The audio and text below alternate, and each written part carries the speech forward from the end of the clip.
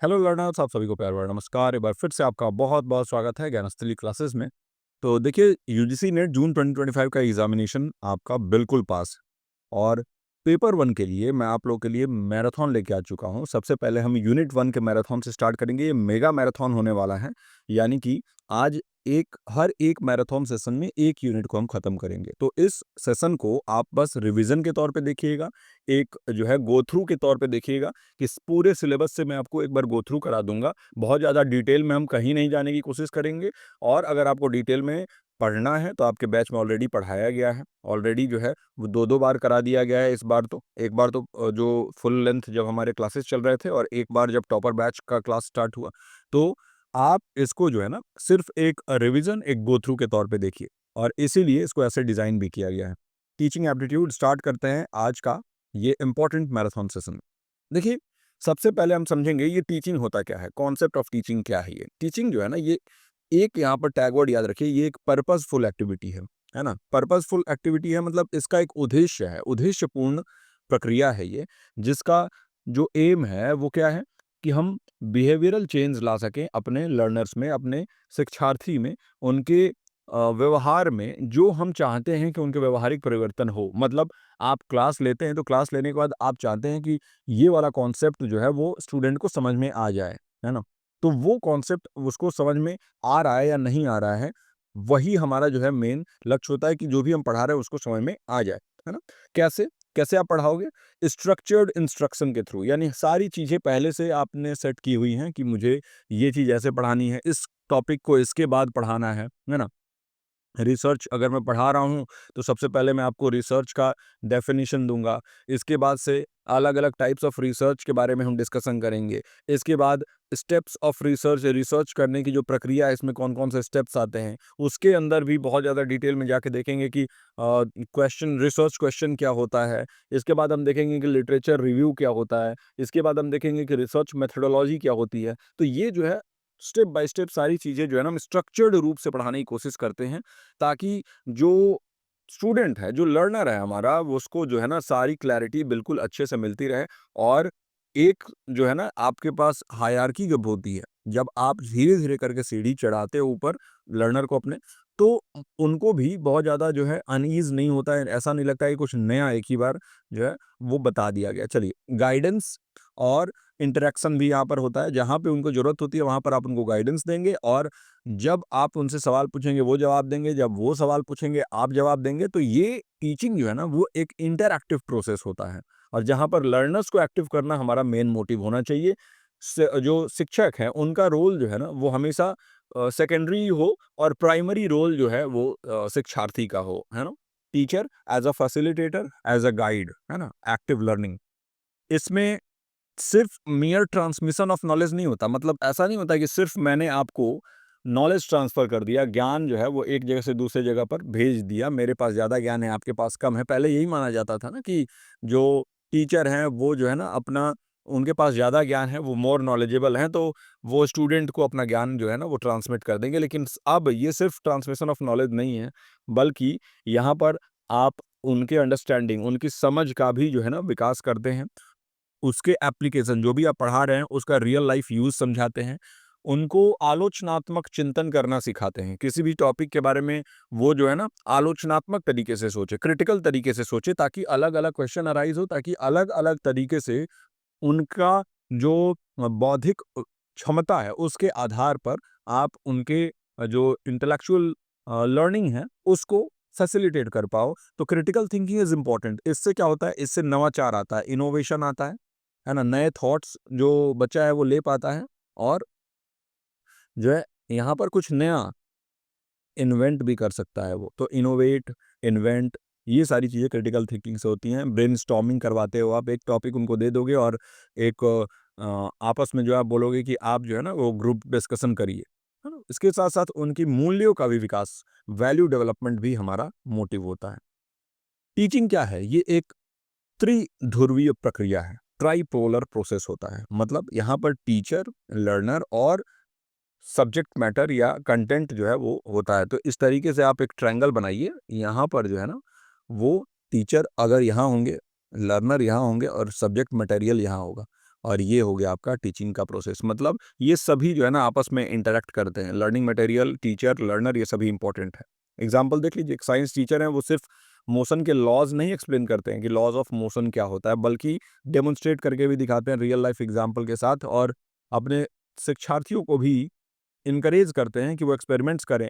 क्योंकि जब आप रियल लाइफ में कॉन्सेप्ट को समझते हो ना, तो भूलने की जो चांसेस हैं वो बहुत कम हो जाती हैं। ओके, ठीक है, यहाँ पे सारी चीज़ें हिंदी में दे दी गई हैं।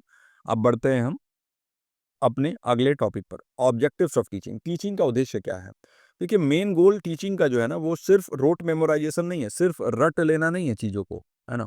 अब पहले क्या होता था, तो रट के एग्जाम में हम बस अपीयर कर जाएं, वही हमारा मोटिव होता था। नहीं, अब ऐसा नहीं है। अभी जो है ना, उसको अलग अलग डोमेन में डिवाइड कर दिया गया है। बहुत इंपॉर्टेंट है, सवाल यहाँ से पूछे जाते हैं। सबसे पहला है कॉग्निटिव डोमेन। कॉग्निटिव डोमेन जो है ना, ये ब्लूम्स टैक्सोनॉमी में आता है, आपको मालूम है। कॉग्निटिव डोमेन में जैसे knowledge, understanding, application, analysis, synthesis and evaluation, है ना। तो ये जो है ना ब्लूम की टैक्सोनॉमी है कॉग्निटिव डोमेन में। कॉग्निटिव डोमेन का मतलब हो गया आपका जो है जो बौद्धिक डोमेन है, यानी कि वहाँ पर वो एरिया जहाँ पर आप जो है ना बच्चों के दिमाग का विकास करते हैं, उनके सोचने की क्षमता, उनके याद करने की, उनके चीज़ों को समझने की, और फिर चीज़ों को कैसे वो अप्लाई करेंगे, कैसे एनालाइज करेंगे और सिंथेसाइज करेंगे, इवेल्युएट करेंगे, इसके बारे में होता है ना। अब एक चीज़ बहुत ज़्यादा इंपॉर्टेंट है, Bloom's old taxonomy versus new taxonomy, है ना। तो क्रैथवॉल और एंडरसन ने ब्लूम के टैक्सोनॉमी में काफ़ी चेंजेस किए। क्या नाम है? KRATHWOL और ANDERSON। इन्होंने 2001 में ब्लूम की रिवाइज्ड टैक्सोनॉमी ला दी। तो ये वाला जो है ना, वो इनका जो है ना ब्लूम की जो टैक्सोनॉमी है, देखिए इसको इस अच्छे तरीके से ये नहीं दर्शा रहा है। अगर मैं ओरिजिनल टैक्सोनॉमी के बारे में बात करूँ, तो 1956 में आया था, 1956 में आया था ये बेंजामिन ब्लूम द्वारा। और बाद में एंडरसन और क्रैथवॉल, जो मैंने आपको बताया, लॉरिन एंडरसन उनका पूरा नाम था, डेविड क्रैथवॉल, ये स्टूडेंट थे ब्लूम के ही, उन्होंने इसको रिवाइज किया। पहले जो है ये नाउन हुआ करता था। नाउन मतलब संज्ञा, संज्ञा यहाँ पर जो ये लिखा है ना, ये सारा इसमें संज्ञा हुआ करता था, लेकिन बाद में इसको कर दिया गया क्या, इसको बाद में जो है ना वो वर्ब्स बना दिया गया, वर्ब्स। तो वर्ब मतलब एक्टिव कॉग्निटिव प्रोसेसेस यहाँ पर लाया गया। तो सबसे पहले नॉलेज, अच्छा यहाँ पे देखिए ये जो ये मिक्स वाला लिख दिया है मैंने। तो देखिए सबसे पहले आपको मैंने बताया था केसी आसे से याद रखेंगे, केसी आसे, के नॉलेज, सी कॉम्प्रिहेंशन, उसके बाद से application, analysis, synthesis and evaluation. तो ये ओल्ड टैक्सोनॉमी है ना। नॉलेज, कॉम्प्रिहेंशन, एप्लीकेशन, आपका एनालिसिस, सिंथेसिस एंड इवैल्यूएशन। यहाँ पे अंडरस्टैंडिंग की जगह पे ना सिर्फ आप कॉम्प्रिहेंशन कर लीजिए, ये पहले वाला है। अब बाद में इसको किया गया रिमेंबरिंग, इसकी जगह पे रिमेंबरिंग किया गया नॉलेज की जगह पे। इसके बाद किया गया अंडरस्टैंडिंग, अंडरस्टैंडिंग के बाद किया गया अप्लाइंग, अप्लाइंग के बाद एनालाइजिंग, इसके बाद इवैल्यूएटिंग और लास्ट में क्रिएटिंग। तो लास्ट वाला दो इंटरचेंज कर दिया गया था, है ना। तो ये कॉग्निटिव डोमेन है ब्लूम टैक्सोनॉमी। इसके बाद अफेक्टिव डोमेन में हम वैल्यूज़ के बारे में बात करते हैं, हम इमोशंस के बारे में बात करते हैं, हम एटीट्यूड के बारे में बात करते हैं। जहाँ भी इमोशन, वैल्यूज, एटीट्यूड के बारे में बात हो, तो आप समझ जाइएगा अफेक्टिव डोमेन। अच्छा, कुछ कुछ चीज़ें बता देते, अगर रूट मेमोराइजेशन ऐसा कुछ लिख दिया, तो आप वो नॉलेज या फिर आप जो है ना वो रिमेंबरिंग वाला चुनेंगे ऑप्शन। जब आपसे ये कॉम्प्रिहेंशन या अंडरस्टैंडिंग कहेगा ना, तो ये रिलेशनशिप कुछ लिखेगा, वहाँ टैग वर्ड उसका होगा रिलेशनशिप, है ना, या फिर कॉम्प्रीहेंड ऐसा लिखेगा। एप्लीकेशन में तो अप्लाई लिखेगा, एनालाइज लिखेगा, यहाँ पर क्रिएट लिख देगा सिंथेसिस में, और इवैल्यूएट लिख देगा इसमें। तो ये तो इजी है, लेकिन ये दोनों याद रखिएगा कि रोट मेमोराइजेशन यानी नॉलेज वाला लिखना, आपको टिक लगाना है, और अगर अंडरस्टैंडिंग या कॉम्प्रिहेंशन पूछेगा तो रिलेशनशिप जरूर लिखेगा, है ना। चलिए, ये भी हो गया। अफेक्टिव डोमेन अगर हम देखें, तो अफेक्टिव डोमेन में एटीट्यूड, वैल्यूज और इमोशंस के बारे में बात करते हैं। अफेक्टिव डोमेन ये बहुत इम्पोर्टेंट ये भी है। जैसे ब्लूम का जो कॉग्निटिव डोमेन हमने देखा, टैक्सोनॉमी हमने देखा, इसमें 2 बार 1956 में, और फिर आपका 2001 में जो है ये लाया गया, इसको रिवाइज करके। लेकिन अफेक्टिव डोमेन जो है ना, ये ब्लूम्स का ही अफेक्टिव डोमेन कहा जाता है। ये एटीट्यूड और वैल्यूज का टैक्सोनॉमी है। इसको डेविड क्रैथवॉल ने रेडी किया था। अगर आपसे ये पूछ दे कि अफेक्टिव डोमेन किसने दिया था, तो डेविड क्रैथवॉल नहीं दिया था, ब्लूम के ही एसोसिएट थे। ये टैक्सोनॉमी जो है ना, लर्नर्स कैसे मूल्यों को अपने अंदर अंतर्निहित करते हैं, एटीट्यूड्स को कैसे ये हैंडल करते हैं, इसके बारे में होता है। तो इसमें जो है ना, RRVOC ऐसे याद रखेंगे। रिसीविंग सबसे पहला, फिर रिस्पॉन्डिंग, फिर वैल्यूइंग, फिर ऑर्गेनाइजिंग, देन कैरेक्टराइजिंग। ये इतना ही याद रखेंगे, बहुत ज़्यादा हम डीप में नहीं जाएंगे। साइकोमोटर डोमेन, साइकोमोटर डोमेन जो है ना, इसमें देखिए यहाँ पर जैसा लिखा हुआ है कि physical skills and coordination. Psychomotor domain talks about what, physical skills, कैसे आपके जो स्किल्स है ना वो धीरे धीरे करके अपने आप जो है ना डेवलप होने लगते हैं। मतलब पहले तो आपको उसमें कुछ अपना एफर्ट डालना पड़ता है। मान लीजिए आप ड्राइविंग सीखने जा रहे हैं, तो सबसे पहले आप एफर्ट डालेंगे ड्राइविंग सीखने के लिए, लेकिन धीरे धीरे वो चीज़ें जो है ना आपके व्यवहार में आ जाती हैं। तो ये साइकोमोटर जो डोमेन जो है ना, इसमें physical movement, reflex, action, coordination, ये सभी आता है। ब्लूम की टीम ने ही ये जो है इसके ऊपर काम किया था, लेकिन बाद में सिम्पसन और RH डेव हैरो, इन्होंने काम किया इसके ऊपर, है ना। तो नाम याद रखिएगा कि इन्होंने सिम्पसन, डेव और हैरो, अगर ये नाम आ जाए, 3 नाम, तो ये जरूर यहाँ पर करेंगे। और सबसे पहले हम देख लेते हैं, जैसे डेव का टैक्सोनॉमी जो है ना वो सबसे ज़्यादा एक्सेप्ट किया जाता है। तो ये जो है IMPAN, आई एम पान, है ना। आई एम पान, पान जो खाते हैं ना लोग, तो देखिए उसी के हिसाब से इसका एक्रोनिम बनाया, आई एम पान।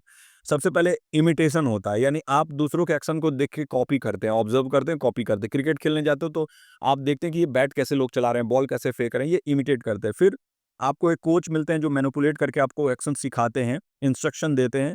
आप डायरेक्ट ऑब्जर्वेशन नहीं करते हैं, लेकिन वो इंस्ट्रक्शन के बेसिस पे आप वो चीज़ें करते हैं। फिर प्रिसीजन, उस काम को बहुत ही ज़्यादा बारीकी से आप करने लगते हो, स्किल्स एक्यूरेसी के साथ, कम एरर के साथ आप करने लगते हो। फिर आर्टिकुलेशन में आप अलग-अलग स्किल्स को कंबाइन करते हो कॉम्प्लेक्स एक्शन परफॉर्म करने के लिए। और नेचुरलाइजेशन में ये जो स्किल्स है ना, ये ऑटोमेटिकली, नेचुरली आप परफेक्टली और क्रिएटिवली जो है ना आप खुद ही करने लगते हो, स्किल को परफॉर्म करने लगते हो। जैसे आप ड्राइविंग सीखते हो, तो सबसे पहले दूसरों को देखते हो ड्राइव करते हुए, फिर आपको कोई सिखाता है ड्राइव करने के लिए, फिर आप धीरे-धीरे करके उसके ऊपर महारत हासिल करते हो। इसके बाद से आप अलग-अलग स्किल्स को, जैसे कैसे ब्रेक लेना है, अलग तरीके से ब्रेक ले लोगे, एक्सेलरेट करना है, थोड़ा तेज़ी से एक्सेलरेट कर दोगे, और बाद में ये नेचुरल हो जाएगा। कब आपको पता ही नहीं चलता है कि कब आपने बाइक स्टार्ट किया और कब जो है आप घर पे पहुँच गए। वो नेचुरली हो जाता है, क्योंकि अब आपके वो व्यवहार में आ चुका है। तो इसी तरीके से हम साइकोमोटर डोमेन देखते हैं। ये अलग-अलग लोग जो है ना, वो अलग-अलग इन्होंने दिया था, तीनों लोगों ने, सिम्पसन, डेव और हैरो। ये डेव वाला है जो सबसे वाइडली एक्सेप्टेड है, जो मैंने आपको बताया, आई एम पान, है ना। अब हम बढ़ते हैं अपने अगले टॉपिक पे।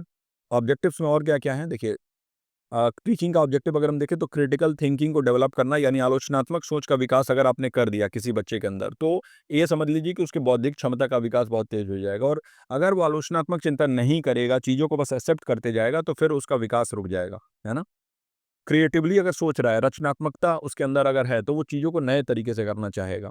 ये भी एक ऑब्जेक्टिव है। फिर समस्या का समाधान करना भी एक ऑब्जेक्टिव है लर्निंग का।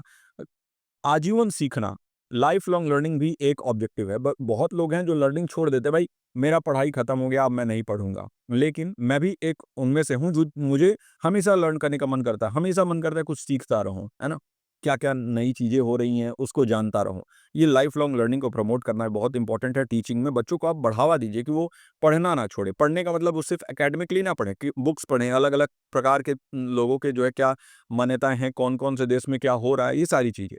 और फिर एथिकल और डेमोक्रेटिक वैल्यूज अपने अंदर इनकलकेट करना, नैतिक और लोकतांत्रिक मूल्यों का विकास करना बच्चों के अंदर, ये भी टीचिंग का एक ऑब्जेक्टिव है ना। चलिए अब हम लेवल्स ऑफ टीचिंग जल्दी जल्दी देख लेते हैं। लेवल्स ऑफ टीचिंग में टीचिंग 3 हायरार्कियल लेवल पे ऑपरेट करता है, आपको पता है। सबसे पहला और सबसे मूल्य, बेसिक, है ना, सबसे प्राथमिक स्तर जो होता है वो होता है मेमोरी या स्मृति स्तर, मेमोरी लेवल। हार्वर्ड द्वारा दिया गया था।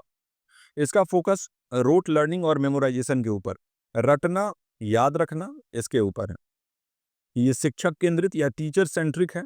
और उदाहरण के लिए देखिए, मल्टीप्लिकेशन का जब आप टेबल जो है रटते हैं, जैसे 2 1 ज़ार 2, 2 2 ज़ार 4, 2 3 ज़ार 6, ऐसे जो रटते हैं टेबल, 13 1 ज़ार 13, 13 2 ज़ार 26, 13 3 ज़ार 39। तो ये क्या है, ये आप मेमोरी लेवल पे काम कर रहे हैं। आप अल्फ़ाबेट बच्चों को याद कराते हैं ABCDEFGHIJKLM, ये क्या है? ये मेमोरी लेवल है। क, ख, ग, घ, ङ, च, छ, ज, झ, ञ, ये क्या है? ये मेमोरी लेवल है। तो मेमोरी लेवल जो है ना, ये हार्वर्ड ने दिया था। मैं बार-बार बच्चों को बताता हूँ कि हड़बड़ी में हार्वर्ड ने ये दे दिया। तो हड़बड़ी से आप याद रखेंगे कि भाई जब आप हड़बड़ी में काम करते हो तो सबसे निचले स्तर का काम करते हो। तो ये सबसे निचला स्तर है मेमोरी स्तर, मेमोरी लेवल, स्मृति स्तर। यहाँ पर बहुत ज़्यादा कुछ सोचना नहीं रहता है, एज़ इट इज़ चीज़ों को याद कर लेना होता है ना? इसके बाद आता है मॉरिसन द्वारा दिया गया अंडरस्टैंडिंग लेवल, है ना? तो मॉरिसन ने अंडरस्टैंडिंग लेवल समझ का स्तर दिया। यहाँ पर ये बात करते हैं विचारों की समझ, कॉम्प्रिहेंशन ऑफ आइडियाज़ को। लर्नर्स जो है ना, वो कुछ एक्टिव होते हैं, यहाँ पर शिक्षार्थी कुछ हद तक सक्रिय होते हैं, पूरी तरीके से यहाँ पर वो कुछ सिंथेसाइज़ नहीं करते हैं, कुछ नया नहीं बनाते हैं, कुछ अपना नहीं बनाते, बल्कि चीज़ों को समझने के ऊपर ज़रूर जोर डालते हैं। तो मान लीजिए कि कोई बच्चा है, वो जानना चाहता है कि प्रदूषण का क्या कारण है और उसका प्रभाव क्या हो सकता है? What is the cause and effects of pollution? तो ये अंडरस्टैंडिंग लेवल के ऊपर काम आ जाएगा। पहले ये जो है ना व्हाट इसमें नहीं आ रहा था, जो हम मेमोरी लेवल पे काम कर रहे थे, लेकिन अब व्हाट आ गया। इसके बाद आया आपका सबसे जो हाईएस्ट लेवल होता है रिफ्लेक्टिव लेवल, ये हंट द्वारा दिया गया था। तो याद रखेंगे सबसे पहला हर्बर्ट द्वारा दिया गया था मेमोरी लेवल, इसके बाद मॉरिसन द्वारा दिया गया आपका अंडरस्टैंडिंग लेवल और हंट द्वारा दिया गया रिफ्लेक्टिव लेवल। हंटिंग करना कब आप सीखते हैं? भाई जानवरों को आप जो खतरनाक खूंखार जानवर है उसका हंटिंग कैसे आप करोगे? जब आप बिल्कुल उच्च स्तर पे चले जाओगे, सबसे हाईएस्ट लेवल पे। तो इसलिए आप जोड़ सकते हैं ऐसे रिफ्लेक्टिव लेवल हंट, है ना? ये आपके याद करने के लिए मैं बता रहा हूँ। तो जब आप समस्या समाधान पर फ़ोकस करें, जब आप आलोचनात्मक चिंतन पर फ़ोकस करें, तो वो रिफ्लेक्टिव लेवल पे काम होता है। ये लर्नर सेंटर्ड होता है, ये एनालिटिकल थिंकिंग यहाँ पर बढ़ावा दिया जाता है, प्रोत्साहित किया जाता है उसको। और उदाहरण के लिए देख लीजिए कि विश्लेषण आप करना चाहते हो कि क्या भविष्य में एआई मानव नौकरियों की जगह ले लेगा? तो इसके ऊपर विश्लेषण करने के लिए सबका अलग-अलग थॉट आएगा। 5 लोग आपस में बैठे हुए हैं, 5 लोग अपना-अपना थॉट दे रहे हैं कि मुझे लगता है कि ले लेगा, कोई कहेगा नहीं, नहीं मुझे नहीं लगता कि ह्यूमन इंटरवेंशन के बिना ये पॉसिबल है। तो सबका अलग-अलग थॉट आ रहा है, फिर वहाँ पर जो है ना ये आपस में लोग जो है ना वो एनालाइज़ करेंगे, क्रिटिकल थिंकिंग करेंगे इसके ऊपर, है ना? तो ये हो गया आपका रिफ्लेक्टिव लेवल के ऊपर बात।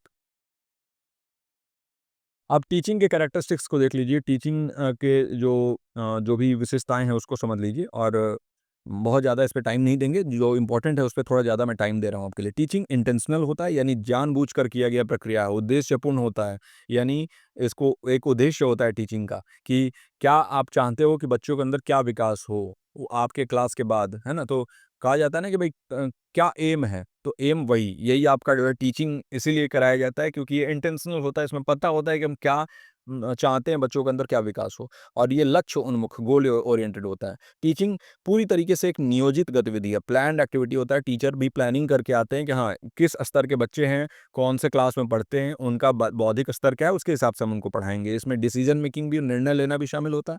टीचिंग एक कला और विज्ञान, आर्ट और साइंस दोनों ही है। कला कैसे? तो जैसे पेडागॉजी, आप कैसे पढ़ाएँगे, चीज़ों को कैसे प्रस्तुत करेंगे, कौन से मेथोडोलॉजी का इस्तेमाल करेंगे, किसी को पिक्चर्स के थ्रू पढ़ना पसंद है, किसी को ऑडियो विजुअल के थ्रू पसंद है, किसी को जो है ब्लैक बोर्ड पे पढ़ना पसंद है, किसी को तो ये आप आर्ट इसमें दिखाएँगे। टीचर का आर्ट यही है कि how he is delivering the content. Content तो चारों तरफ पड़ा हुआ है, but how I am teaching you, मैं आपको पढ़ाता कैसे हूँ, ये ज़्यादा इम्पोर्टेंट है और इससे ज़्यादा फ़र्क पड़ता है। तो आर्ट इन डिलीवरी, इसके अलावा साइंस जो है ना वो स्ट्रैटेजी वाला पार्ट आ गया। ये मतलब आप रणनीति बनाते हैं, प्लानिंग करते हैं, तो साइंस में क्या होता है? साइंस एक सिस्टमैटिक नॉलेज होता है, तो हर चीज़ जो है ना वो सिस्टमैटिक तरीके से और सही नॉलेज आप देंगे। वो नॉलेज देंगे जो कि एविडेंस द्वारा बैक्ड होगा। कोई भी आप जो है ना हाफ नॉलेज या गलत नॉलेज बच्चों को नहीं देंगे। टीचिंग एक डायनामिक प्रक्रिया, गतिशील प्रक्रिया है, इंटरैक्टिव प्रोसेस है, संवादात्मक प्रोसेस है और इसमें फीडबैक भी शामिल होता है, शिक्षार्थियों द्वारा जो फीडबैक दिया जाता है। टीचिंग जो है ना ये मॉडिफिकेशन ओरिएंटेड होता है, संशोधन उन्मुख होता है, इसमें बदलाव भी किया जा सकता है और खास तौर से अगर हम देखें तो सकारात्मक परिवर्तन लाना ही इसका लक्ष्य होता है कि जो पॉजिटिव बिहेवियरल चेंजेस हैं वो स्टूडेंट्स के अंदर लाया जा सके। टीचिंग जो है वो प्रकृति में डायग्नोस्टिक भी हो सकता है। बच्चों को आप डायग्नोज करके पता लगा सकते हैं कि उनको क्या समझ में आ रहा है, क्या नहीं आ रहा है, कौन सा कॉन्सेप्ट उनको समझ में आ रहा है और ये रेमेडियल इन नेचर भी हो सकता है, यानी उनको जो है ना आप उपचार भी दे सकते हैं। उपचार का मतलब ये हो गया कि मान लीजिए उनको कोई कॉन्सेप्ट समझ में नहीं आ रहा, तो उनको आप जो है ना अलग से समझा देंगे, है ना? डायग्नोज़ करेंगे कि क्या नहीं समझ में आ रहा, तो ये कैरेक्टरिस्टिक्स है टीचिंग के। प्रभावी शिक्षण अगर आप कराना चाहते हैं तो इसके लिए कुछ बेसिक रिक्वायरमेंट्स की ज़रूरत होती है। क्या-क्या हैं वो बेसिक रिक्वायरमेंट्स, है ना? अगर आपका शिक्षण प्रभावी आप बनाना चाहते हैं तो सबसे पहले आप अपने उद्देश्यों की स्पष्टता करिए कि आपका उद्देश्य क्या है? आप पढ़ा रहे हैं तो किस उद्देश्य से पढ़ा रहे हैं? टीचर को पता होना चाहिए कि कौन से लर्निंग आउटकम्स वो एक्सपेक्ट कर रहा है, कौन से परिणाम अपेक्षित हैं। जब आप पढ़ा रहे हैं तो आप क्या चाहते हैं कि आपके पढ़ाने के बाद बच्चों के अंदर कौन से जो है वो लर्निंग आउटकम्स जो हैं वो बाहर आएँ। और इस आधार पर क्लैरिटी ऑफ ऑब्जेक्टिव बहुत इंपॉर्टेंट है, बेसिक रिक्वायरमेंट है अगर आप चाहते हैं प्रभावी शिक्षण हो। क्योंकि अगर बिना ऑब्जेक्टिव के आप पढ़ाएँगे तो आप जाके क्लास में कुछ भी पढ़ा रहे हैं, आपको पता ही नहीं है कि आप क्या चाहते हैं बच्चों के अंदर किस चीज़ का विकास हो, क्या क्या चीज़ वो सीख जाएँ आपके पढ़ाने के बाद, तो ये जो है। दूसरी चीज़ कि टीचर को सब्जेक्ट के ऊपर मास्टरी होना चाहिए। देखिए, सामने से स्टूडेंट कैसा भी हो सकता है। एक स्टूडेंट होते हैं प्रोडिजी, प्रोडिजी जो स्टूडेंट होते हैं ना, वो स्टूडेंट जो है ना ये गॉड गिफ्टेड आप मान लीजिए कि इनके अंदर बहुत ज़्यादा बौद्धिक क्षमता होती है, तो वो आपसे कैसे भी सवाल पूछ सकते हैं। तो अगर आपको कंटेंट के ऊपर मास्टरी नहीं होगा, आपके सब्जेक्ट के ऊपर मास्टरी नहीं होगा, डीप नॉलेज नहीं होगा, तो फिर आप उनके सवालों का जवाब नहीं दे पाएँगे, है ना? साथ ही साथ आप कॉन्फिडेंस लूज़ कर जाएँगे और आपकी विश्वसनीयता, क्रेडिबिलिटी खराब हो जाएगी। तो इसलिए एक टीचर को अपने सब्जेक्ट पर मास्टरी होना ही चाहिए।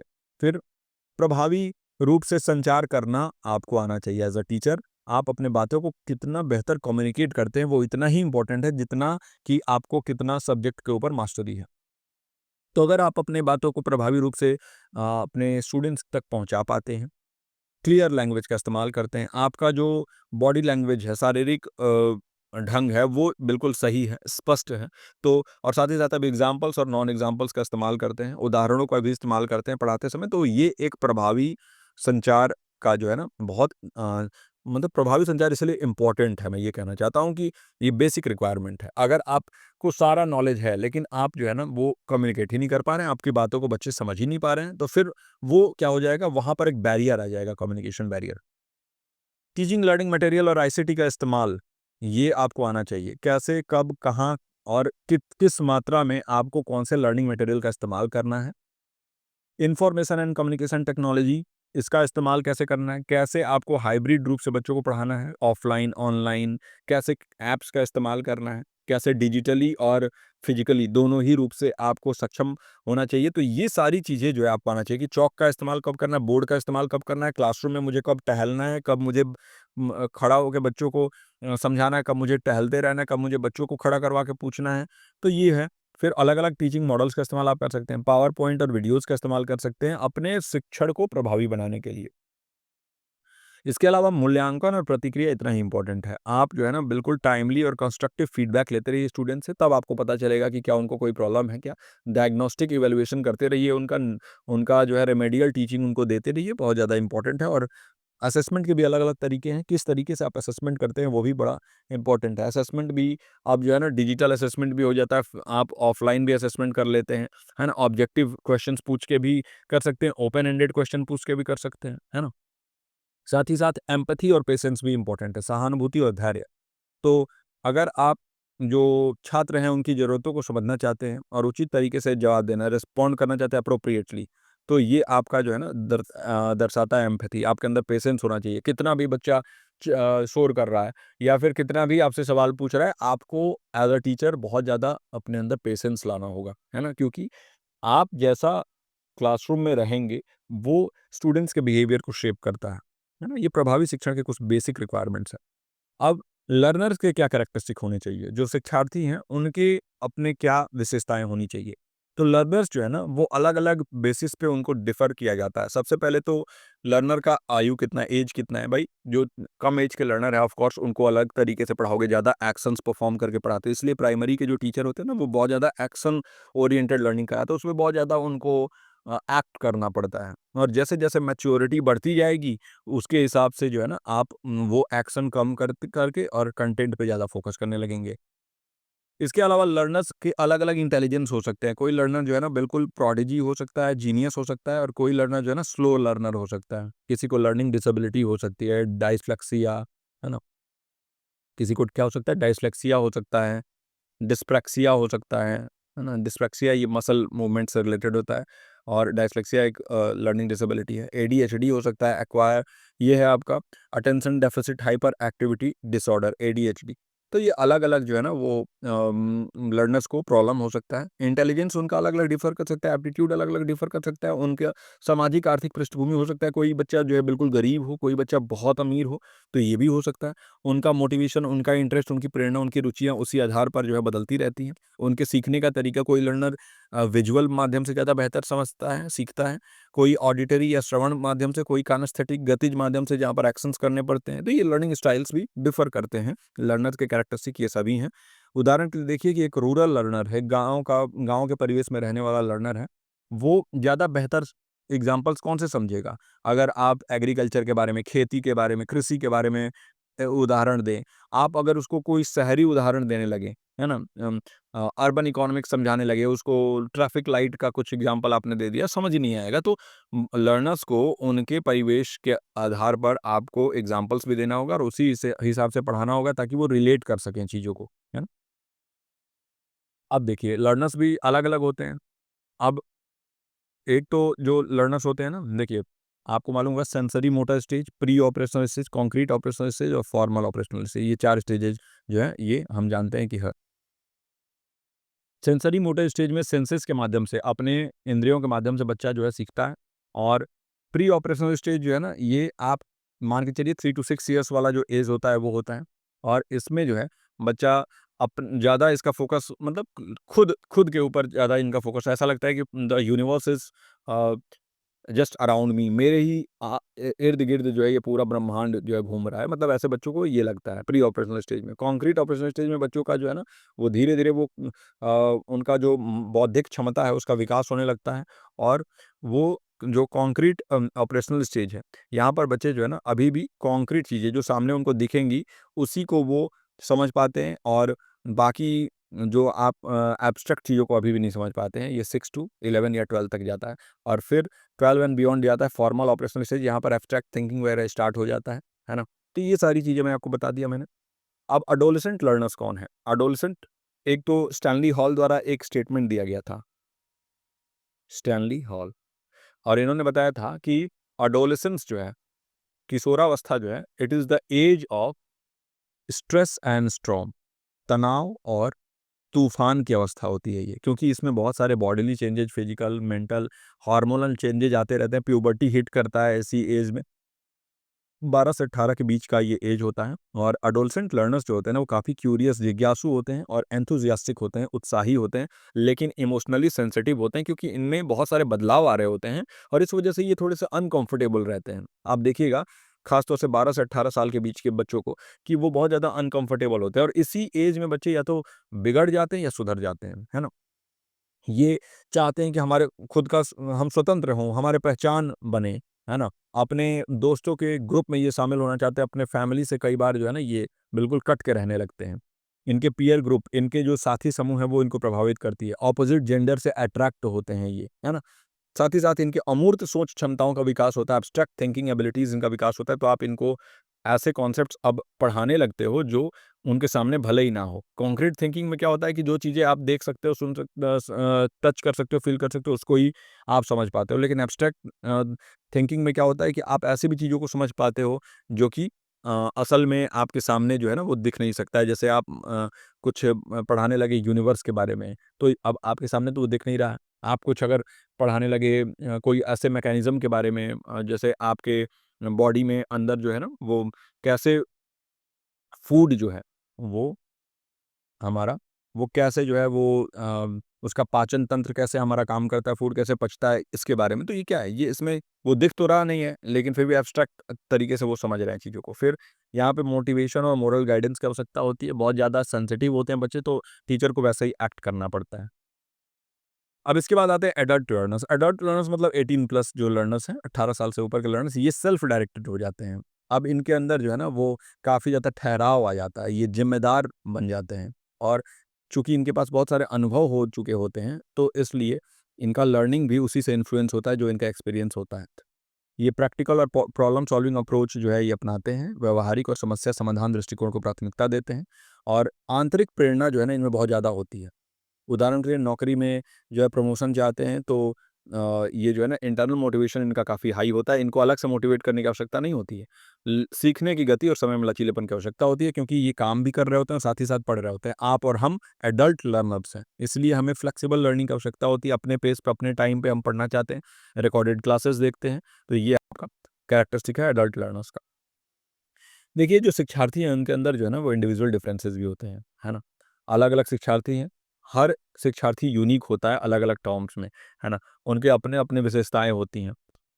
किस-किस टर्म में अलग हो सकता है? उनकी संज्ञानात्मक क्षमताएँ या मानसिक जो बौद्धिक क्षमता जो है, कॉग्निटिव एबिलिटी है। कोई लर्नर बहुत जल्दी सीख जाता है, कोई बहुत लेट से सीखता है ना? इमोशनल स्टेबिलिटी, कोई लर्नर बहुत ज़्यादा भावनात्मक रूप से स्थिर होता है और कई लर्नर्स जो जिनके आस-पास का माहौल सही नहीं होता, तो भावनात्मक रूप से बहुत ज़्यादा जो है ना वो उतारू हो जाते हैं, बहुत ज़्यादा जो है अनस्टेबल रहते हैं। उनके सीखने की शैली भी अलग-अलग होती है। कोई हो सकता है कि ब्लाइंड हो, कोई हो सकता है कि डेफ हो। डेफ जो होगा तो वो विज़ुअल माध्यम से ही खाली सीख पाएँगे। ब्लाइंड जो होंगे तो वो खाली जो है ऑडिटरी मीडियम से ही सीख पाएँगे, नहीं तो ब्रेल से, है ना? तो ये ब्रेल जो है ना एक लिपि होती है, आपको मालूम है, उभरे हुए जो है ना वर्ड्स होते हैं, छोटे-छोटे ऐसे डॉट्स होते हैं उभरे हुए, और इसी के माध्यम से जो है चीज़ों को लिखा जाता है।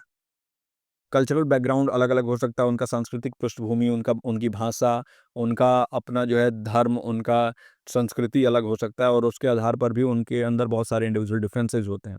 और हमें बच्चों को ये सिखाना है कि उनको एक-दूसरे का सम्मान करना है, एक-दूसरे के संस्कृति का, एक-दूसरे के धर्म का, और साथ ही साथ जो है ना वो बहुत ही ज़्यादा सेक्युलर रूप से आगे बढ़ाना है। आपस में जो है वो कोई भी द्वंद ना हो, कोई धर्म को लेके, कोई जाति को लेके, और कोई भी तरीके का भेदभाव ना हो। है ना? कुछ लर्नर्स यहाँ पे देख लीजिए एग्जांपल के लिए कि वो विजुअली ज़्यादा बेहतर समझते हैं, पिक्चर्स के माध्यम से ज़्यादा अच्छा सीखते हैं। तो कुछ लर्नर्स जो है ना, उनको बार-बार रिपीट करके चीज़ों को समझाना पड़ता है। कोई जो है ना, प्रैक्टिस करेगा तभी उसको समझ में आएगा।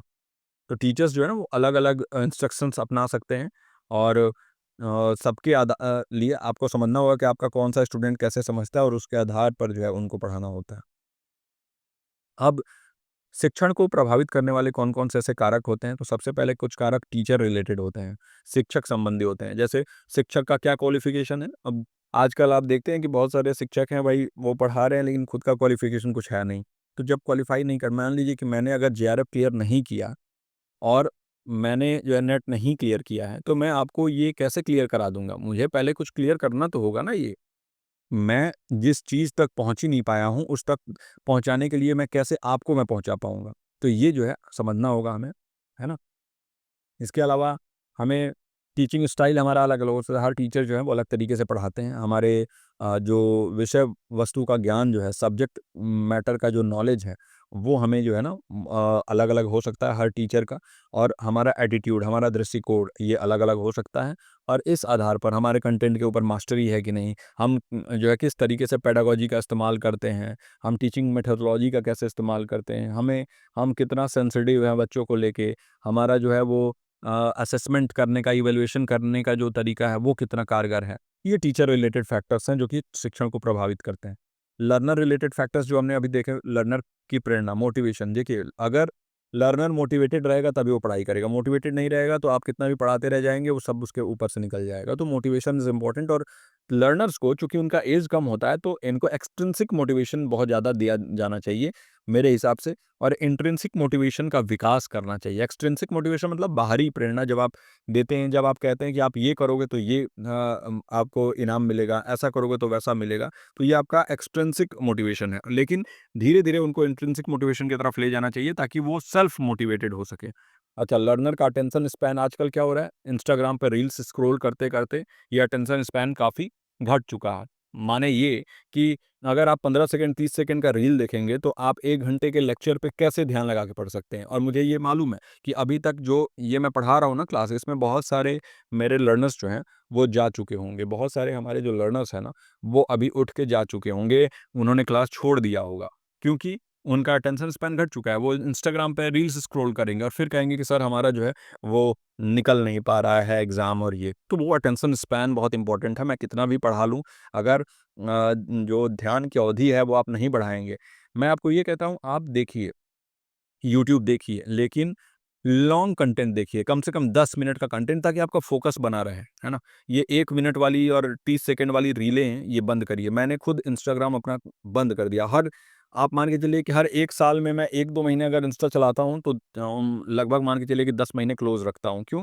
क्योंकि उससे अटेंशन स्पैन खराब होगा, आपका ब्रेन जो है ना, आपकी जो बौद्धिक क्षमता है वो धीरे-धीरे वो डिक्लाइन वैसे भी होती है, कॉग्निटिव डिक्लाइन होता है।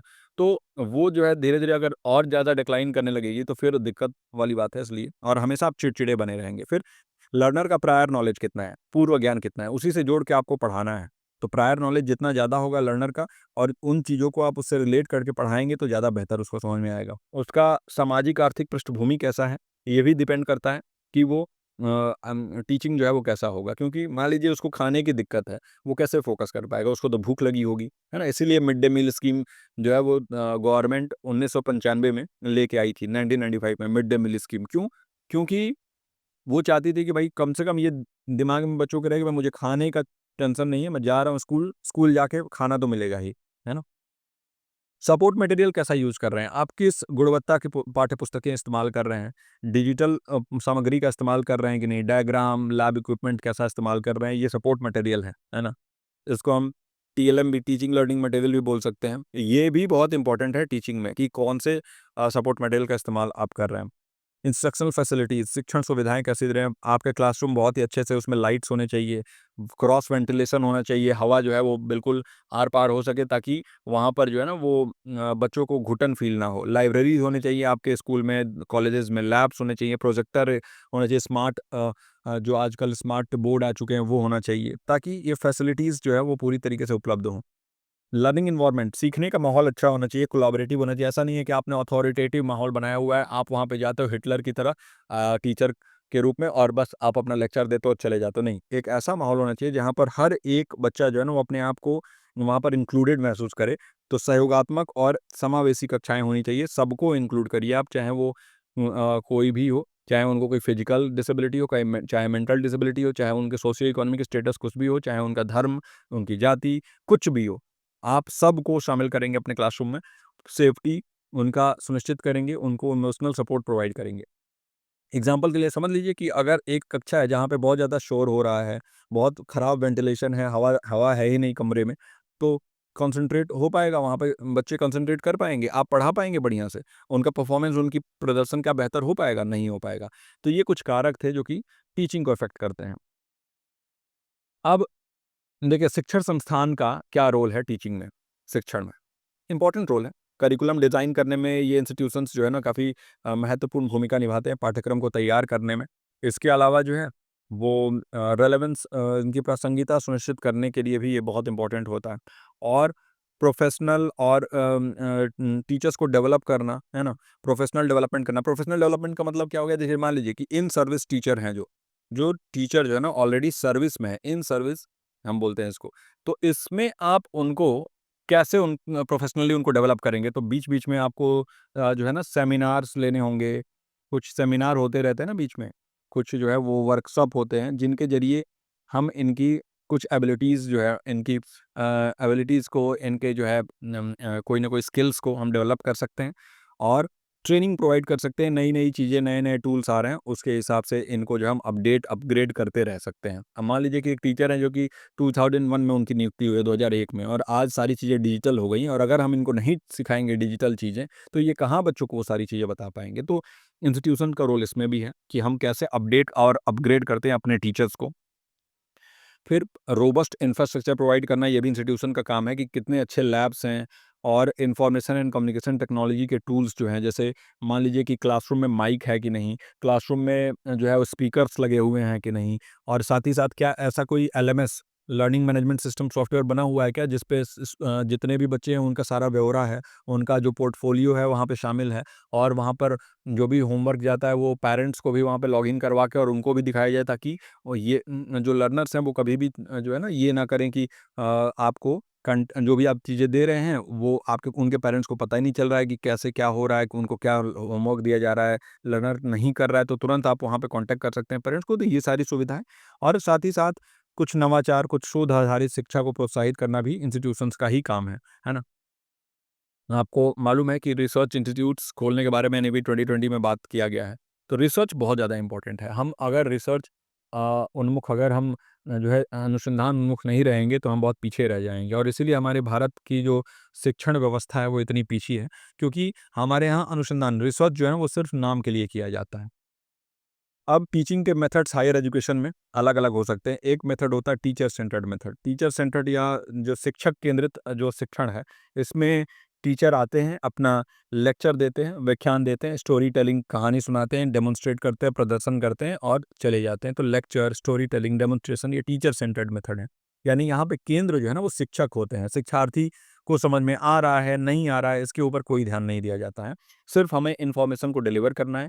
ये उस समय पे कारगर होता है जब आपको अपना सिलेबस बिल्कुल टाइमली कंप्लीट कराना है और सिलेबस बहुत ज़्यादा हो।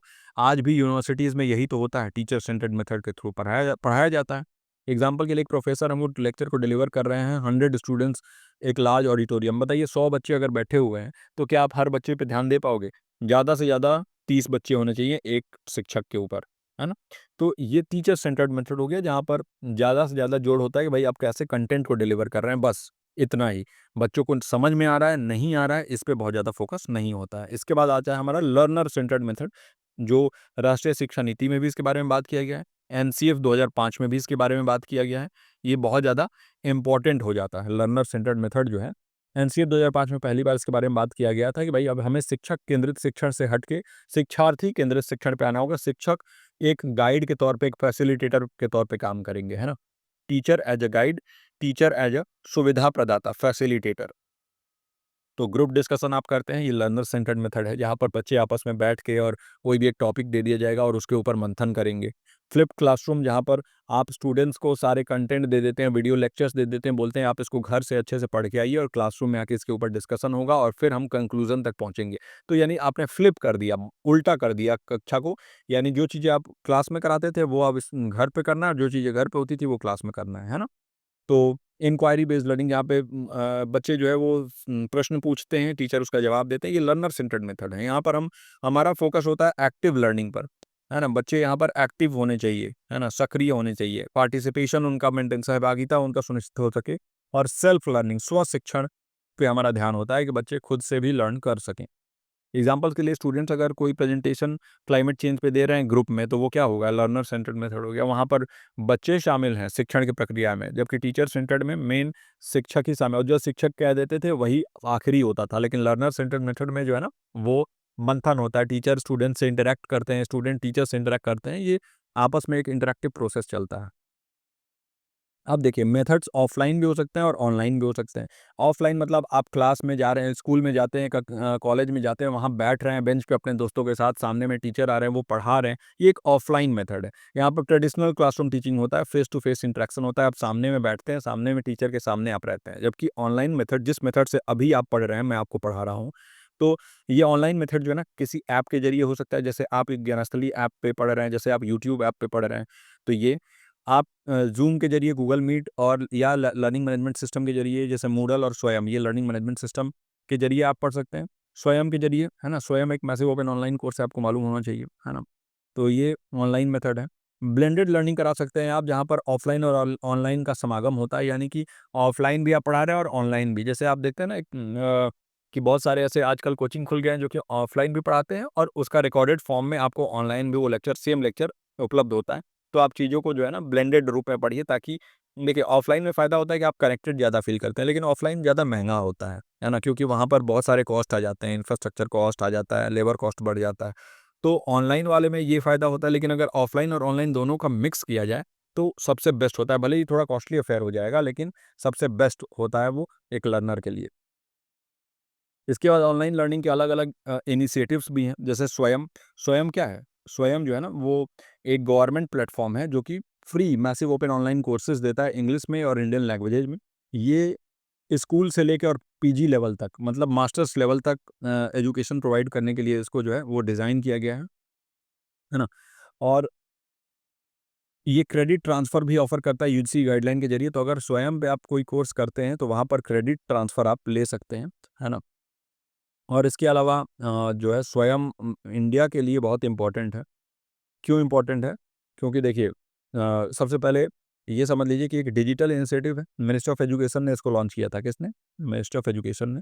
ये तब लॉन्च किया गया जब देखा गया कि ऑनलाइन एजुकेशन प्रोवाइड करना इंपॉर्टेंट है स्टूडेंट्स को पूरे भारत में, क्योंकि 3 cardinal principle of education policy इनको फॉलो करना था। सबसे पहला प्रिंसिपल था एक्सेस, यानी पहुंच बढ़ाना शिक्षा का। दूसरा था सबको समरूपता, इक्विटी के साथ ट्रीट करना, और गुणवत्ता में कोई भी जो है वो कॉम्प्रोमाइज़ ना हो। तो एक्सेस, इक्विटी और क्वालिटी, इन्हीं तीनों चीज़ों के लिए स्वयं को लाया गया। स्वयं का फुल फॉर्म क्या होता है? Study webs of active learning for young aspiring minds, Swayam, है ना? तो फ्री ऑनलाइन कोर्सेज 2000 से अधिक कोर्सेज हैं, और स्कूल लेवल से और पीजी लेवल तक इसमें यूजी पीजी सभी स्किल बेस्ड लर्निंग भी कराया जाता है। सर्टिफिकेशन कोर्सेज भी होते हैं, आप सर्टिफिकेट ऑन कर सकते हैं यहाँ से। प्रॉक्टर्ड एग्जाम होता है। प्रॉक्टर्ड मतलब क्या होता है? यहाँ पर अब आप एग्जाम भी ऑनलाइन आप दोगे, लेकिन वहाँ पर एआई के माध्यम से और लोग देखते भी हैं, आपका आई मूवमेंट ट्रैक किया जाता है कि कहीं आप चीटिंग तो नहीं कर रहे हैं, कोई डिवाइस तो आपने नहीं लगाया हुआ है। और स्वयं का प्लेटफॉर्म जैसे swayam.gov.in, SWAYAM, swayam.gov.in, ये इसका वेबसाइट है यहाँ से। और इसी से रिलेटेड एक नाम है स्वयं प्रभा, जो 40 डीटीएच चैनल्स का एक संग्रह है। जीसैट 15 सैटेलाइट्स का इस्तेमाल करते हैं। वो इंफॉर्मेशन लाइब्रेरी नेटवर्क इन्फ्लिबनेट के ऊपर काम करता है। एजुकेशनल कंटेंट को 24/7 टेलीकास्ट किया जाता है। लिमिटेड इंटरनेट एक्सेस जिन जगहों पे है, वहाँ पर स्वयं प्रभा काम करता है।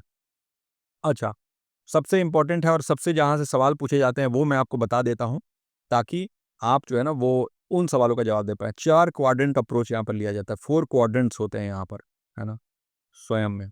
एक तो होता है वीडियो लेक्चर्स, एक होता है रीडिंग मटेरियल, एक होता है सेल्फ असेसमेंट टेस्ट, और एक होता है ऑनलाइन डिस्कशन फोरम। याद रखिएगा, video lecture, reading material, self assessment test और ऑनलाइन डिस्कशन फोरम। इसमें स्वयं के अलग-अलग जो है नेशनल कोऑर्डिनेटर, मैंने आपको बताया था ना कि जो भी चीज़ें इंपॉर्टेंट होंगी वहाँ पे मैं रुक के आपको बताऊँगा। जो चीज़ें बस ऐसे होंगी कि हाँ, बस पढ़ाना है उसको, तो मैं वैसे थोड़ा जल्दी-जल्दी में पढ़ाऊँगा, तो ये वाला इंपॉर्टेंट है। नेशनल कोऑर्डिनेटर स्वयं के कौन-कौन से हैं? तो जैसे मैं आपको बता रहा हूँ, एआईसीटीई है, all India council for technical education, ये टेक्निकल कोर्सेज के लिए है। एनपीटेल है, ये इंजीनियरिंग और टेक्नोलॉजी के जो कोर्सेज हैं उनके लिए है। यूजीसी यहाँ पर जो है ये नॉन टेक्निकल पीजी एजुकेशन वाले कोर्सेज जो हैं उसके लिए है। सीईसी जो है ये अंडर ग्रेजुएट एजुकेशन के लिए, यूजी के लिए। एनसीईआरटी जो है ये आपके स्कूल एजुकेशन 9 टू 12th के लिए है। एनआईओएस जो है national institute of open schooling होता है, ये ओपन स्कूलिंग 9 टू 12th वाले के लिए है। IGNOU, Indira Gandhi national open university, ये डिस्टेंस और लाइफ लॉन्ग लर्निंग के लिए है। इसके अलावा आईआईएम बैंगलोर इसमें शामिल है, जो स्वयं है इसमें मैनेजमेंट एजुकेशन के लिए। और एनआईटीटीआर है, टीचर ट्रेनिंग और वोकेशनल एजुकेशन के लिए है। 9 जुलाई 2017 को इसको लॉन्च किया गया था। एग्जैक्ट डेट मैं आपको बता रहा हूँ, 9 जुलाई 2017। और ऑब्जेक्टिव वही था कि जो डिजिटल विभाजन है ना, डिजिटल डिवाइड है, उसको ब्रिज किया जाए, उसको कम किया जाए। एक समावेशी और एक जीवन पर्यंत शिक्षण या अधिगम को बढ़ावा दिया जाए। उच्च गुणवत्ता वाले शिक्षण को हमें एक्सेसिबल बनाना है सभी तक, है ना? तो ये स्वयं था। मैं आशा करता हूँ जो भी चीज़ें मैं स्वयं के बारे में बताया हूँ ये आपको अच्छे से समझ में आया हो।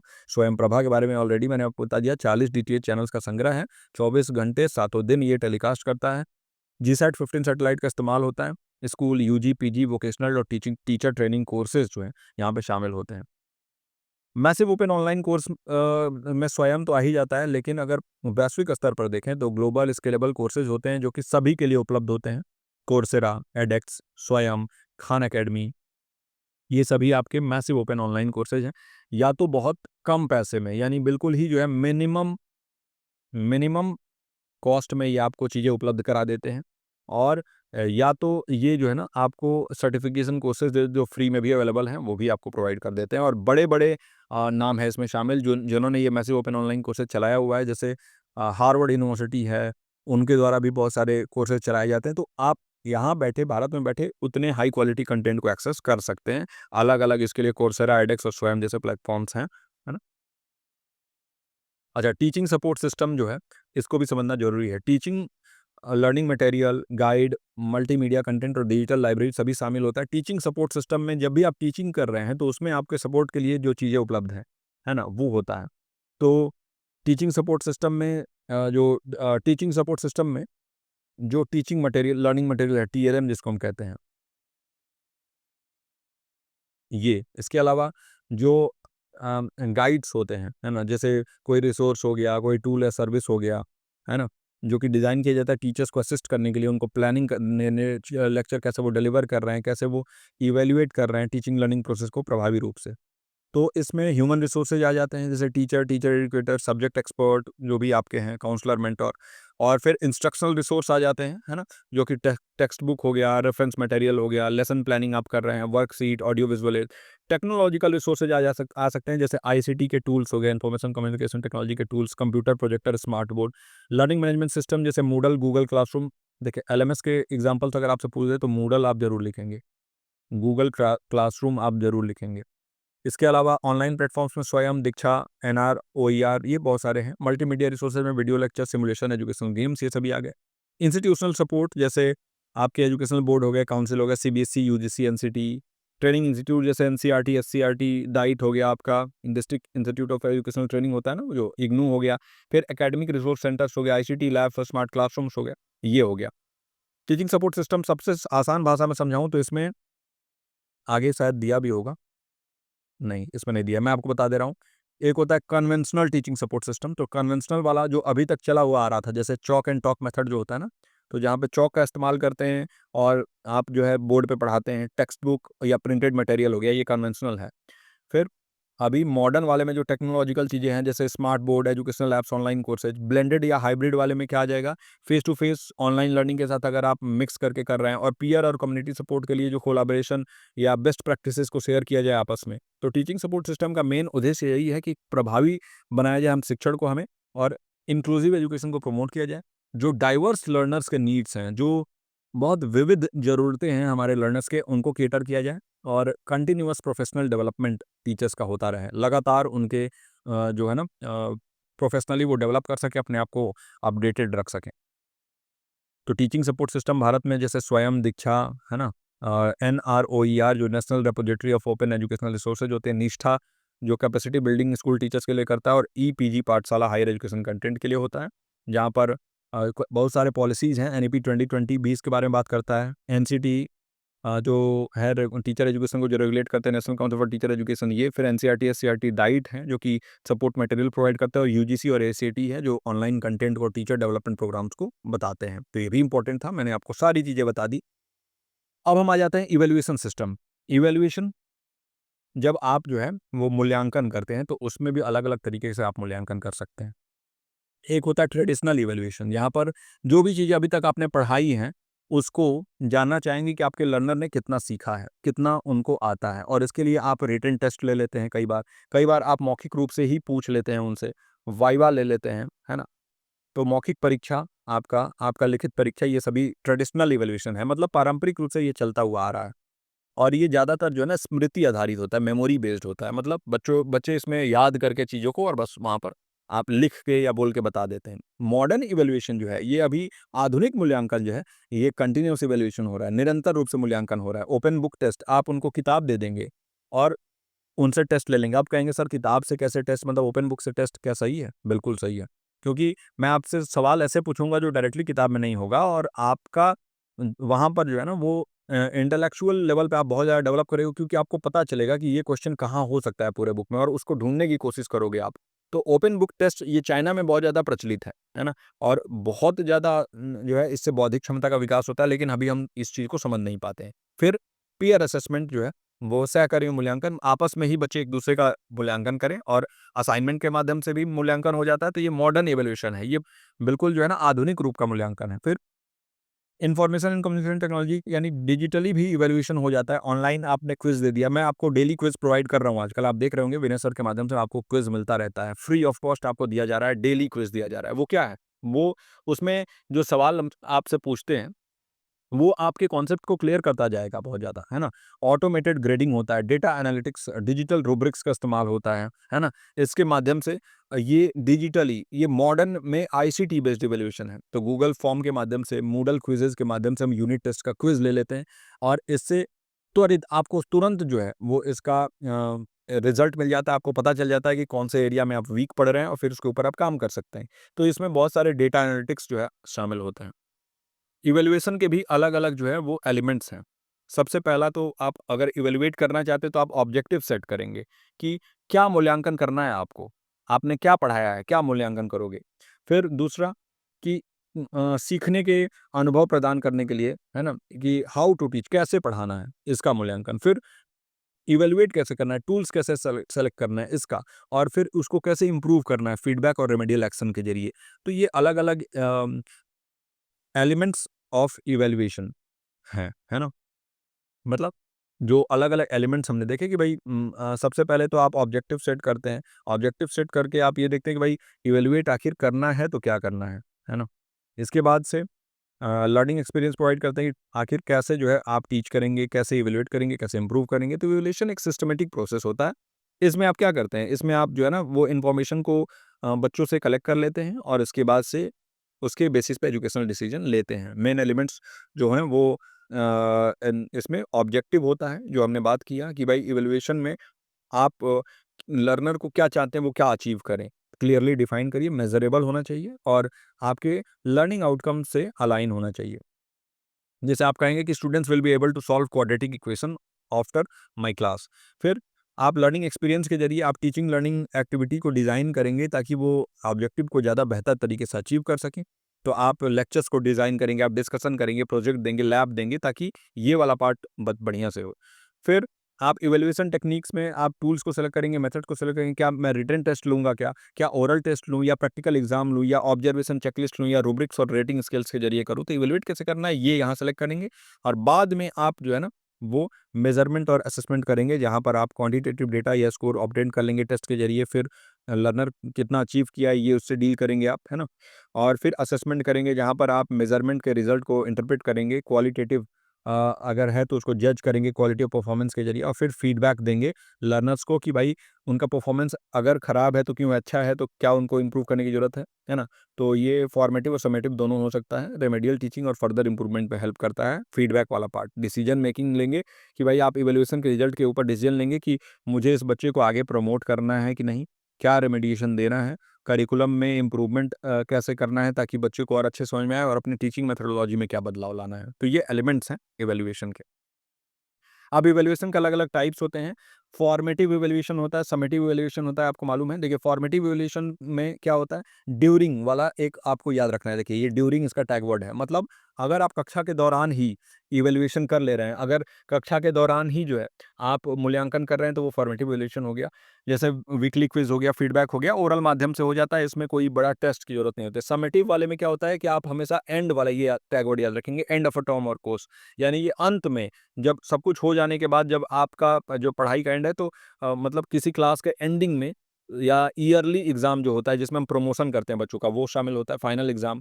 डायग्नोस्टिक इवैल्यूएशन में हम क्या कहते हैं, निदान मूल्यांकन, यानी कि आप लर्निंग गैप्स को आइडेंटिफाई करना चाहेंगे कि बच्चों को कहाँ दिक्कतें आ रही हैं, कौन सा गैप आ रहा है और उसको आइडेंटिफाई करके डायग्नोज करके और फिर उनके ऊपर काम करेंगे। तो जैसे किसी स्टूडेंट को ग्रामर के में दिक्कत आ रहा है तो आपने टेस्ट लेके और ये पता लगा लिया।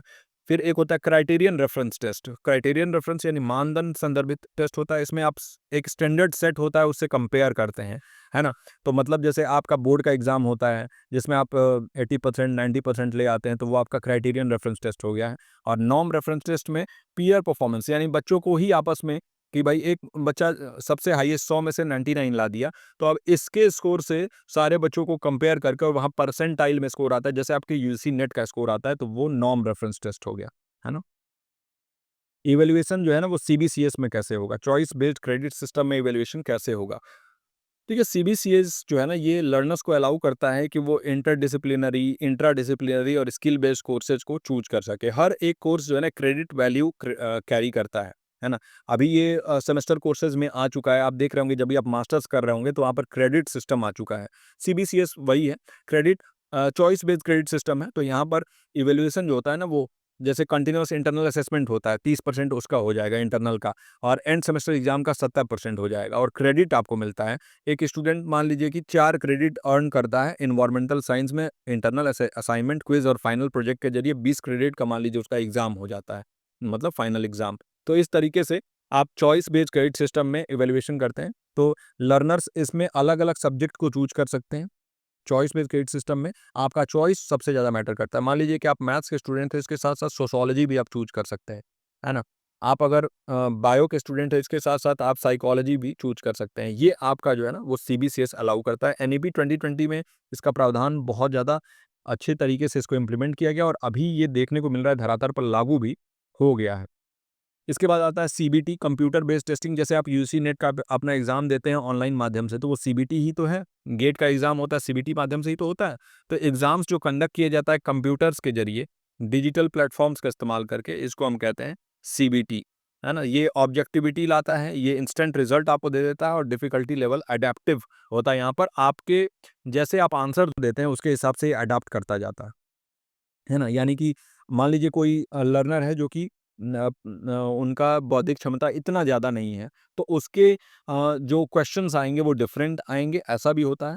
और आपके क्वेश्चंस जो है वो डिफरेंट आएँगे। ये यूजी नेट में और गेट में नहीं होता है, लेकिन बहुत सारे ऐसे सॉफ्टवेयर हैं जो डिफ़िकल्टी लेवल को बढ़ाते जाते हैं। आप जितना ज़्यादा सही आंसर देंगे उतना डिफ़िकल्ट क्वेश्चन सामने आता रहेगा। तो ये है कंप्यूटर बेस्ड टेस्टिंग। अब इवैल्यूएशन में भी बहुत सारे मूल्यांकन में भी बहुत सारे इनोवेशन, बहुत सारा नवाचार आ चुका है। अब आर्टिफिशियल इंटेलिजेंस की मदद से एआई के माध्यम से ग्रेडिंग हो जाता है ना? ऑब्जेक्टिव अगर टेस्ट ले रहे हैं आप, तो ग्रेडिंग एआई कर देता है। ये भी पता लगाता है कि कितना टाइम बच्चे ने एक क्वेश्चन के ऊपर लिया है, कौन से एरिया में वो वीक है, कौन से एरिया में स्ट्रॉन्ग है। फिर गेमिफाइड असेसमेंट एक नया जो है ये आया हुआ है, अभी मॉडर्न टाइप का असेसमेंट है। तो गेम्स जैसा पूरा माहौल होता है। इसमें लेवल, जैसे गेम में क्या होता है, लेवल 1 होता है, इसके बाद लेवल 2 होता है, लेवल 3 होता है। तो ये गेमिफाइड असेसमेंट जो है ना वो एंगेजमेंट को इंक्रीज़ करने के लिए जलाया गया है। तो जैसे ई-पोर्टफोलियोज़ भी हैं, तो ये स्टूडेंट के प्रोग्रेस को ट्रैक करने के लिए इलेक्ट्रॉनिकली या डिजिटली पोर्टफोलियो बना दिया जाता है। इसके अलावा rubric based evaluation transparency maintain रखने के लिए जो है ना रूब्रिक आधारित मूल्यांकन किया जाता है। अच्छा, ये भी आपको समझा दूँ कि what is this rubric based evaluation, है ना? ये आप क्योंकि देखिए, एक-एक चीज़ आपको जो है वो समझाना ज़रूरी है। रूब्रिक बेस्ड इवैल्यूएशन जो होता है ना, ये एक बहुत ही ज़्यादा स्ट्रक्चर्ड स्कोरिंग गाइड होता है। एक रूब्रिक क्या होता है? रूब्रिक एक टेबल ही तो होता है ना? एक मैट्रिक्स ही तो होता है। इसमें क्राइटेरिया अलग-अलग लिस्ट होते हैं। कोई भी मान लीजिए असाइनमेंट के लिए या टास्क के लिए, और लेवल ऑफ परफॉर्मेंस यहाँ पे होता है कि हर क्राइटेरिया मीट हुआ है कि नहीं, और फिर डिस्क्रिप्शन दिया जाता है हर लेवल के लिए। मान लीजिए मैंने आपको एक रूब्रिक आपको बनाता हूँ और दिखाता हूँ। देखिए ऐसा एक टेबल रहेगा। यहाँ पर मैंने लिख दिया यहाँ पे क्राइटेरिया, यहाँ पर लिख दिया जैसे एक्सीलेंट, गुड, फेयर और पुअर, ऐसा हो जाएगा, है ना? तो अब कंटेंट की एक्यूरेसी, तो एक्सीलेंट है मतलब सारे फैक्ट्स एक्यूरेट हैं, माइनर एरर है तो गुड दिया जाएगा, कुछ मेजर एरर हैं तो फेयर, और बहुत सारे एरर हैं तो पुअर दिया जाएगा। ऑर्गेनाइजेशन में क्लियर और लॉजिकल फ्लो देखा जाएगा, मोस्टली क्लियर, मतलब इस तरीके से रूब्रिक होता है। यहाँ पर प्रेजेंटेशन देखा जाएगा, तो ये रूब्रिक्स होते हैं। इसमें ट्रांसपेरेंट होता है, स्टूडेंट जानता है कि भाई क्या एक्सपेक्ट किया जा रहा है। ऑब्जेक्टिव होता है क्योंकि सब्जेक्टिविटी जो है वो ग्रेडिंग में इसको रिड्यूस करता है। ये डायग्नोस्टिक तरीके से भी हेल्प करता है क्योंकि हमें क्लियर फीडबैक देता है कि हमारे मजबूत पक्ष कौन से हैं, कमज़ोर पक्ष कौन से हैं, और ये एक्सपेक्टेशन बिल्कुल क्लियर कर देता है लर्नर और टीचर के बीच में, है ना? रूब्रिक भी अलग-अलग टाइप्स के होते हैं, analytic rubric, holistic rubric, single point rubric, है ना? तो जैसे मान लीजिए कि सिर्फ़ एक एक्सपेक्टेड स्टैंडर्ड को ही डिस्क्राइब करे अगर, और इसमें जो है ना स्ट्रेंथ और एरियाज़ ऑफ इम्प्रूवमेंट के लिए, तो वो सिंगल पॉइंट हो जाएगा। होलिस्टिक रूब्रिक एक ओवरऑल स्कोर दे देता है बेस्ड ऑन ओवरऑल इंप्रेशन, लेकिन बहुत ज़्यादा डिटेल नहीं होता है। और एनालिटिक रूब्रिक जो होता है ना, ये हर एक क्राइटेरिया को सेपरेटली इवैल्यूएट करता है। जैसे मान लीजिए कि कंटेंट कैसा है, ग्रामर कैसा है, क्रिएटिविटी कैसा है। ये बच्चों को मान लीजिए कि मैंने आपसे एक एस्से लिखवाया, और एस्से लिखवा के और मैंने एक रूब्रिक बनाया कि कंटेंट कैसा है, ये ग्रामर कैसा है, क्रिएटिविटी का इस्तेमाल कैसे किया गया। तो ये सभी आप जो है ना रूब्रिक आपने समझ गए होंगे आप कि क्या होता है। इसके ऊपर भी इवैल्यूएशन होता है। आउटकम बेस्ड इवैल्यूएशन होता है, असेसमेंट से अलाइन करके कि भाई जो भी आपने पढ़ाया है, उसके आधार पर जो है आपने एजुकेशन दे दिया, और उसके आधार पर मतलब आउटकम बेस्ड एजुकेशन दे के और उसके आधार पर असेसमेंट ले लिया, है ना? कि भाई मैं चाहता हूँ कि एक आपको जो है वो एक प्रोडक्ट बनाना आ जाए मेरे क्लास के बाद, और फिर मैं आप असेसमेंट में वो प्रोडक्ट कैसे बनता है उसके सवाल पूछूँ तो ये हो गया आउटकम बेस्ड एजुकेशन। फिर ओपन बुक और टेक होम असेसमेंट भी होता है जो ऑनलाइन एजुकेशन के ज़रिए होता है। और फिर व्यवहारिक कौशल का आकलन करने के लिए वर्चुअल सिमुलेशन होता है, प्रैक्टिकल स्किल्स के लिए वर्चुअल सिमुलेशन होता है, जहाँ पर मान लीजिए आप प्लेन उड़ाने से पहले आपको एक सिमुलेटर में रख दिया जाएगा कि भाई आप कितना प्लेन हुआ। एक सिमुलेटर क्या होता है, एक आर्टिफिशियल इन्वायरमेंट होता है जहाँ पर प्लेन उड़ाने जैसा ही पूरा माहौल रहेगा, सारी चीज़ें रहेंगी, लेकिन आप एक्चुअल प्लेन नहीं उड़ा रहे होंगे, बट आपको लगेगा कि आप एक्चुअल प्लेन उड़ा रहे होंगे। तो अगर कोई गलती करोगे तो कोई डैमेज भी नहीं होगा और प्लस आपकी गलती को सुधारा ही जाएगा, वहाँ पर आपको असेसमेंट करके आपको स्कोर दिया जाएगा। खराब होगा तो फिर आपको और ट्रेनिंग कराने की ज़रूरत अगर होगी तो वो कराएँगे लोग, है ना? तो ये था ओवरऑल आज का एक मैराथन सेशन, लंबा सेशन है, लेकिन इस एक सेशन में पूरा यूनिट आपका कवर हो गया होगा। और कम्युनिकेशन के लिए ऑलरेडी मैंने ऐसा ही एक सेशन बनाया हुआ है जो मैं आपको प्रोवाइड कर दूँगा। और जितने भी इम्पोर्टेंट ऐसे-ऐसे यूनिट्स हैं, उनसे रिलेटेड मैं ऐसे सेशंस आपके लिए लेके आता रहूँगा। इस पर्टिकुलर क्लास को यहीं एंड करते हैं।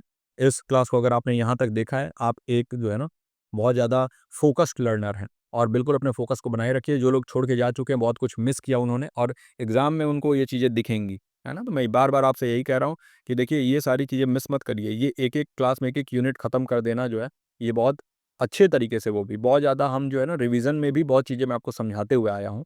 मैं आशा करता हूँ कि ये क्लास आपको अच्छा लगा होगा। अपना फीडबैक ज़रूर दीजिएगा। मैं मिलता हूँ आपसे अगले क्लास में। टिल देन आप अपना और अपनों का ख्याल रखिए। नमस्कार।